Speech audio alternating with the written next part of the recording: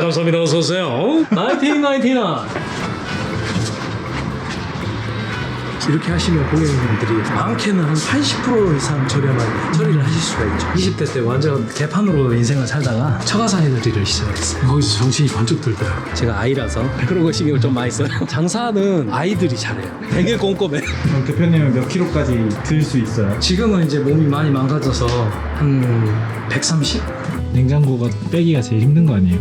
제일 쉬운 거. 저한테는 이제 숨 쉬는 것 같은 그런 느낌. 실례가 안 된다면 월 매출이 어느 정도인지 여쭤봐도 월 매출 순수 이익을 말씀드릴게요. 900에서 1100 사이에 그렇게 형성이 돼 있어요.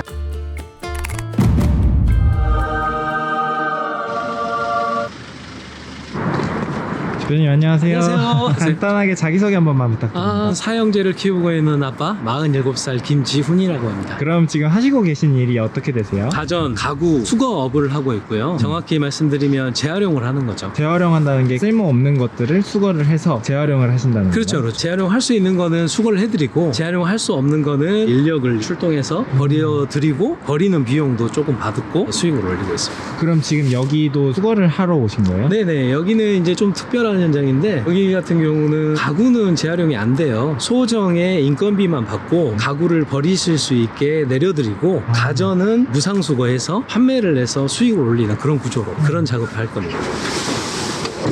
지금 챙기시는 건 뭐예요? 이거는 엘리베이터 보양제거든요. 기본적으로 저희가 짐을 조금 내려도 이게 사유 재산이라서 저희가 좀 조심하는 편이에요. 조그만 작업을 할 때는 사람들이 안 쓰기도 하지만 저희 편하자고 이런 걸 안 하면 다른 사람들의 소중한 재산인데 제가 아이라서 그런 거 신경을 좀 많이 써요. 장사는 아이들이 잘해요. 되게 꼼꼼해.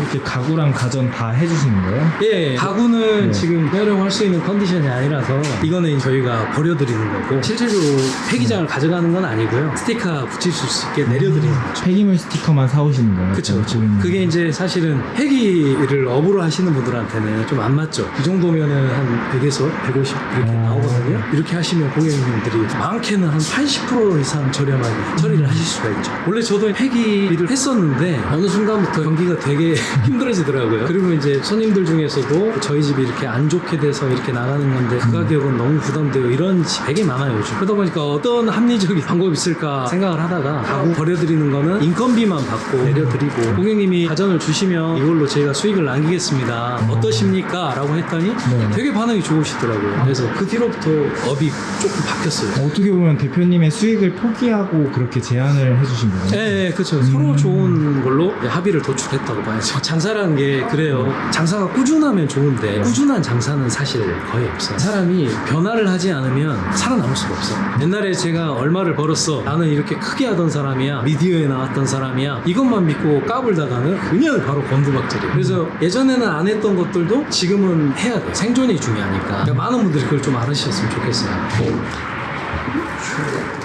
대표님은 이 일을 얼마나 하셨어요? 올해로 19년째 하고 있습니다. 엄청 오래되셨네요. 네, 그렇죠. 큰아들 태어나기 전에 딱 시작을 했으니까요. 대표님은 그럼 어쩌다가 이 일을 시작하게 되신 거예요? 솔직히 말씀드리면 20대 때 완전 개판으로 인생을 살다가 처가사 해드리를 시작했어요. 거기서 정신이 번쩍 들더라고요. 아, 내가 집도 없고 아무것도 없구나. 이렇게 대충 살아서는 안 되겠다. 그래서 막 벼룩시장 오다가 우연찮게 재활용 센터에 취직을 해서 일을 해보니까 야, 이거 신세계다. 막말로 주워와서 수익을 올린다니? 이런 게 있나? 재활용 센터에서 정말 2년 동안 빡세게 배웠어요. 최대한 빨리 많이 배워서 바로 개업을 했죠. TV 한 번만 적용해보면 잘 나오는지. TV 엄청 좋아 보이는데요? 네, 좋아 보이네요. 근데 가끔 고장난 것들이 있어가지고 고장난 거 만약에 가져가면 저한테 수익이 아니죠. 지금 이거 같은 건 고장난 거예요. 얘는 사실 꽝이죠. 어쩔 수 없어요. 이 일의 일부분이에요. 사진은 왜 찍으시는 거예요? 이거요? 네. 판매하려고요. 판매해야지 수익이 되죠. 초반 컨디션도 봐야 되고요. 작동이 되나 안 되나 그거는 직접 만져봐야 하는 거라 소비자들이 막 아우 작동 엄청 잘 돼요, 새 거예요 이래도 사실 안 되는 경우가 많아가지고 저는 확인을 해요. 중고 가전센터나 재활용 센터에 파시는 거예요? 네, 맞습니다. 제가 이제 개인적으로 판매도 하고요. 여러 루트로 판매를 하죠. 되게 가볍게 드시네요. 가벼운 건가요? 무거워요. 네. 스카이에서 저한테는 그렇게 무겁게 느껴지진 않아요. 그럼 대표님이 이렇게 처리를 해주시면서 제일 들기 어려웠던 건 어떤 게 있어요? 금고 180kg였나 200kg였나 밀차가 부러질 뻔할 정도로 무거운 건데 그때는 제가 리프트가 없어가지고 차에다 올려야 되는데 차에다 이렇게 기대가지고 밑에서 받쳐서 들어서 이렇게 올렸어. 그때 진짜 혈압이 터지는 줄 알았어요. 근데 뭐 먹고 살려면 해야죠. 누구 도와줄 사람 없으니까. 대표님 그때- 혼자 하신 거예요? 네, 그때 당시 초창기. 그거는 이제 어떻게든 가져가서 나중에 판매했죠. 안 팔렸으면 진짜 전라도 말로 뻘짓했던. 대표님 아까 옮기는 비용만 받는다고 말씀 주셨잖아요. 네네. 그거에 대한 견적은 어떻게 내시는 거예요? 일단은 저희는 손님들한테 사진 보내달라고 말씀드려요. 이제 그 사진 보고 굳이 안 가봐도 예측이 돼요. 19년 했잖아요. 그래서 이제 그거 보고 이거 정도면 어느 정도 주셔야 됩니다. 동의를 구하죠. 아, 평수가 아닌 가지수. 거의 가지수. 그리고 이제 작업 환경이 이렇게 이제 엘리베이터가 있거나 그러면 이제 합리적으로 약간 좀 낮춰드리고 이제 만약에 계단이고 뭐 사다리를 써야 된다? 그럼 네. 그 비용까지 말씀드리죠. 그럼 오늘 같은 현장은 엘리베이터도 있고 이 정도 가지수가 있는데 그럼 네네. 견적이 어느 정도? 30만 원이고요. 그리고 이제 가전을 가져가서 그걸로 수익을 올리는 거죠. 가전 예상 수익은 컴퓨터, 에어컨, 냉장고, 세탁기 이것저것 하면 80에서 100만 원 정도 수익이 발생하죠. 그럼 여기 현장에서만 한 110만 원에서 120만 원. 네, 그렇죠. 근데 이제 예전 같았으면은 폐기업체였으면 이미 여기서 폐기비로 네. 수익을 올렸겠지만 저희는 좀 다른 형태로 작업을 하고 있습니다. 그럼 이렇게 작업하시는 게 종종 업계에서 많이 하는 작업 방식이에요? 싫어하죠. 저 욕먹어요. 네가 뭔데 시장의 흐름을 바꾸냐. 저는 이제 싸게 하는 게 아니라 손님한테 솔직하게 말씀드리는 거죠. 이거 팔아서 제가 돈 되니까 네. 이거를 해드리는 겁니다라고 그냥 솔직하게 말씀드려요. 그럼 대표님은 하루에 작업량이 어느 정도 되시는 거예요? 오늘 같은 경우는 이게 끝이고요. 하루에 웬만하면 한 건 하려고 노력을 해요. 많이 한다 해서 좋은 게 아니에요. 감당할 수 있을 만큼만 해야지. 제 인생 모토가 가늘고 길립니다. 지금 이런 모니터 같은 경우는 수명이 좀 오래된 것 같은데 이런 것도 다 팔리는 거예요? 아, 그럼요. 필요하신 분들은 사요. 안 팔리는 건 없어요. 안 파는 거지. 그럼 대표님은 판매 루트를 오프라인으로 잡고 계신가요? 오프라인은 3밖에 안 되고요. 온라인이 7이에요. 당근이나 중고나라나 여러 가지 플랫폼에서 판매를 하죠. 사업적으로 하고 있습니다. 그럼 이렇게 수거하는 거 같은 경우는 정기적으로 받을 수 있는 일이 아니잖아요. 대표님은 홍보를 어떻게 하시는 편이에요? 저는 이제 블로그, SNS, 뭐 카카오톡이라든지 여러 가지 매체로 홍보를 많이 하고 있고요. 광고비를 지불하면서 인플루언서한테도 부탁도 드리고 대형 플랫폼도 사실 많이 이용을 해요. 뭐 숨땡이라든지 그런 플랫폼에서도 일감을 따와서 일도 하고 이렇게 하고 있어요. 요즘은 찬밥 더불어 가릴 때가 아니에요. 근데 이 일을 하다 보면 허리도 되게 많이 아플 것 같아요. 뭐 따로 운동이나 이런 것도 하시는 편이에요? 애들 어렸을 때는 애들 들고 엮기로 사실 솔직히 운동 안 해요. 운동은 아예 해본 적이 없어요. 그냥 이 노동. 그럼 대표님은 몇 킬로까지 들 수 있어요? 지금은 이제 몸이 많이 망가져서 한 130?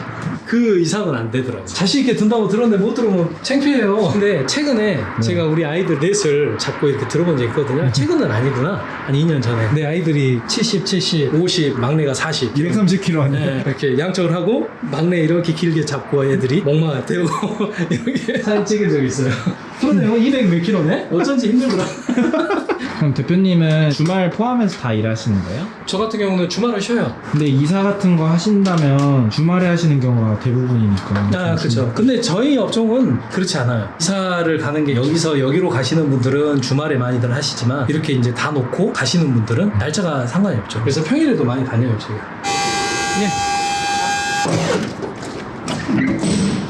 지금 버리러 가시는 거예요? 네, 지금 배출지가 약간 멀어가지고 인력으로 왔다 갔다 하면 힘드니까.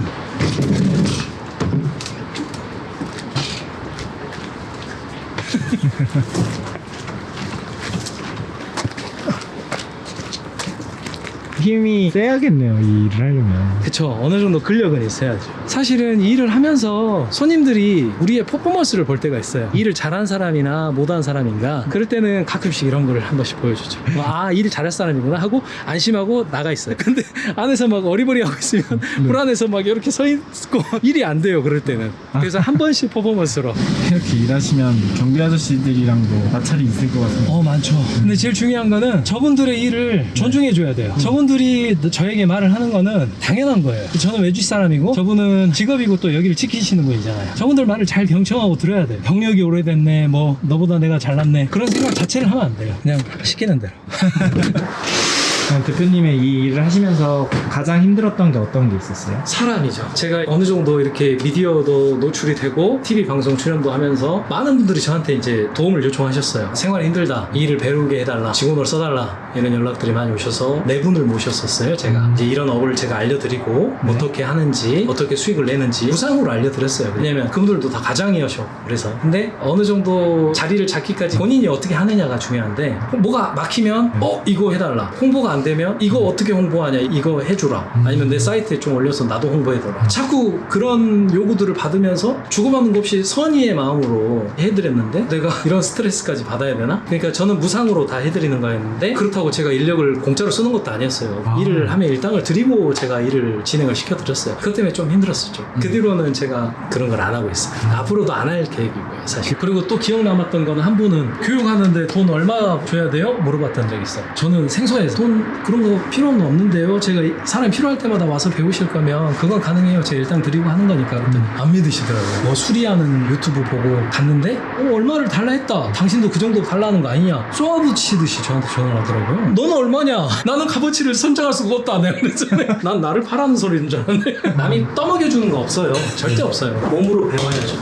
저도 이게 하면서 소비자 집 가서 뭔가 깨먹고 부서뜨리고 인테리어 같은 거 파손시키고 이게 다 경험이거든요. 근데 이제 19년 정도 하면서 많은 걸 겪으니까 그런 경우가 없어요. 그런 거를 경험을 통해서 상생해 나가는 거죠. 그럼 대표님은 이 일을 하시면서 생긴 직업병 같은 것도 있어요? 정리, 죄송한 말씀이지만 집안이 정리 안 되는 곳에서 많이 의뢰를 하거든요. 어떻게 이렇게 살지? 한 생각을 솔직히 사람이니까 해요. 그러다 보니까 집에 정리를 좀 신경을 많이 써요. 이제 일하고 들어와서 웬만하면 집 정리하고 애들 옷 같은 것도 말해서 이렇게 정확히 정리하고 하고. 원래도 정리를 잘 하시는 편이에요? 에이, 저 총각 때 집안에 100리터짜리 쓰레기 봉투 있었어요. 이런 냉장고는 몇 킬로 정도 하는 거예요? 이제 한 130kg 정도밖에 안 될 거예요. 우리 아이들도 그렇게 가볍죠? 이렇게 재활용하는 가전제품들을 보실 때 가장 중요하게 보시는 게 뭐예요? 솔직히 말하면 연식, 그 다음에 디자인. 보통 냉장고 한 7년, 8년 넘어가면 그때부터 비리비리해요. 모든 가전제품이 그래요. 옛날 거는 안 그랬는데 요즘 거는 비리비리해요. 그 다음에 이제 요즘도 판매가 되는 디자인이냐, 실버라든지 화이트, 완전 화이트는 또 안 되고, 꽃무늬 당연히 안 되고, 그런 거 위주로 가져와요. 저 정수기도 가져가시는 거예요? 정수기도 가져가려고는 하는데 이게 임대인 경우가 많아가지고 임대 기간이 끝났는지 물어보고 가져가야 될 것 같은데요. 그럼 여기 김치냉장고는 오래돼서 안 가져가요? 못 쓰죠, 못 쓰죠. 아니, 가져가요. 가져가는데 저거는 이제 창고 한 켠에다가 모아놨다가 한 번씩 수출업체로 보내요. 그러면 저것도 수익이 나요. 원래는 돈 주고 버리거나 나라에서 무상수거 할 때까지 기다려야 되잖아요. 저희는 모아가지고 이제 수출업체 갖다 주면 돈을 받죠. 자, 천천히요. 두 발도 하나도 없어요. 나가세요. 그냥 갖고 나가버리게요. 냉장고가 빼기가 제일 힘든 거 아니에요? 제일 쉬운 거. 저한테는 이제 숨 쉬는 것 같은 그런 느낌. 그러니까 어떤 분들은 저한테 이제 냉장고 버려주세요, 빼주세요 이렇게 의뢰 오신 분들은 허망해 하신 분들도 가끔 계세요. 왜요? 그러니까 내가 이만큼의 금액을 지불을 했는데 네가 하는 게 너무 쉽다, 이렇게 쉬울 줄 알았으면 나가야 할 걸 그랬다, 그런 부작용이 있어요. 이쪽으로 살짝 틀어야 돼요. 하나, 둘. 됐어요. 대표님은 이런 일을 하루에 거의 1개에서 2개 정도 하시고 2시 정도에 일이 끝난다고 하셨잖아요. 네네네. 실례가 안 된다면 월 매출이 어느 정도인지 여쭤봐도 월 매출 순수익을 말씀드릴게요. 900에서 1100 사이에 그렇게 형성이 돼 있어요. 그러니까 저희는 뭐 사실 원가라는 게 개념이 없기 때문에 인건비 지출하고 차량에 들어가는 돈이라든지 그런 거는 아예 매출로 잡지를 않고요. 순수익으로 내가 이제 집으로 가져가는 돈 카운팅을 해서 잡고 있어요, 저는요. 하나, 둘, 으쌰!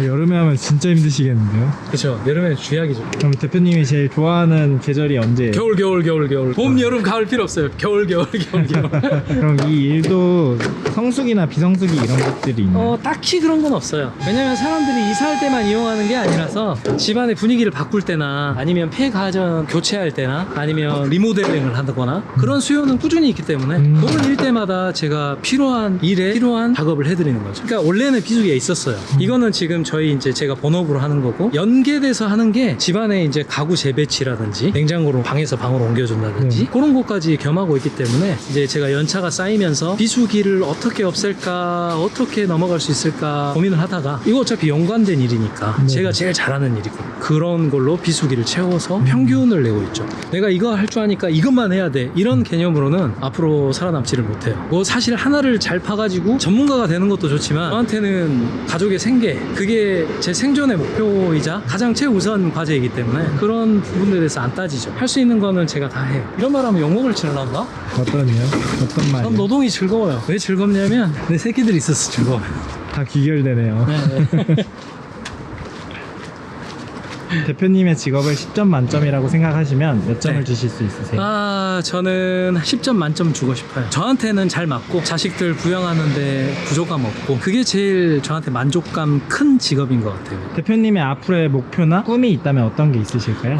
일단 가늘고 길게 가는 게 제 꿈이고요. 아이들 클 때까지 매출 잘 유지하면서 몸 건강하게 일을 계속 지속적으로 할 수 있는 그게 제 목표이자 꿈이에요. 그러면 이 영상을 보고 이 일을 하고 싶어 하는 사람들한테 한 가지 조언을 할 수 있다면 어떤 게 있을까요? 그냥 뭐 오지랖일 수도 있는데 모든 직종이 다 그래요. 직종이 중요한 게 아니라 사람이 중요한 거거든요. 뭐든 열심히 할 수 있다 이런 마음가짐이 있다면 뭘 해도 저는 다 괜찮다고 생각을 하거든요. 장사를 하려면 진짜 마음이 강해야 돼요. 쉽게 생각하지 마시고 정말 이거 아니면 죽는다 그런 느낌으로 접근해야지 그나마 먹고 살 수 있어요. 그렇기 때문에 그거를 꼭 말씀해드리고 싶어요. 보이는 게 다가 아닙니다. 그러면 마지막으로 아까부터 계속 말씀해주신 사형제와 아내분께 한마디 할 수 있다면 어떤 게 있을까요? 일단 하람이, 하성이, 하율이, 하엘이 우리 하영제 태어나줘서 너무 고맙고 니들이 없었으면은 사실 아빠가 이렇게 열심히 살지도 않았을 거야. 니들이 내 인생 목표고 니들이 나에게 제일 큰 행복을 주는 사람들이기 때문에 앞으로 건강하게 잘 크고 나중에 결혼하잖아. 며느리 넷, 애 둘씩 낳아야 된다. 16명 와야 돼. 명절 때. 알았지? 그거 목표로 아빠 열심히 사는 거야. 그리고 그 많은 애들 낳아준 우리 치명적인 그녀 우리 와이프 항상 존경합니다.